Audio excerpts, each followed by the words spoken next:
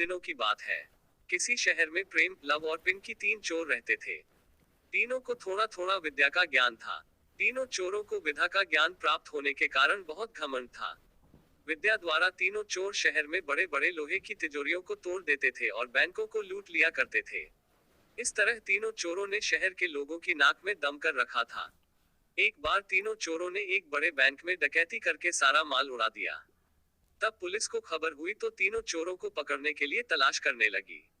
मगर तीनों चोर पास ही के एक घने जंगल में भाग गए। तीनों चोरों ने देखा कि जंगल में बहुत सी हड्डियां बिखरी पड़ी हैं।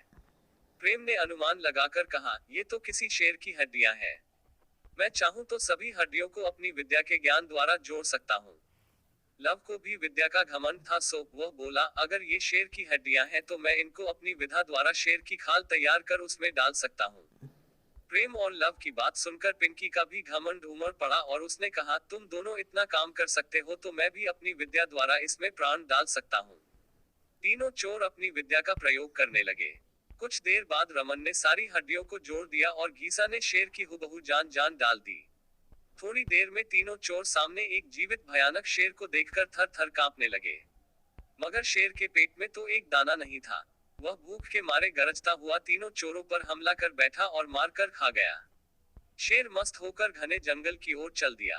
कहानी से शिक्षा। दोस्तों, इस कहानी से हमें यही शिक्षा मिलती है कि कभी घमंड नहीं करना चाहिए।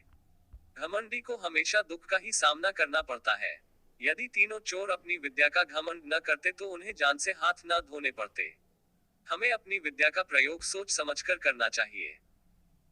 Please subscribe now. सर्दियों का मौसम था।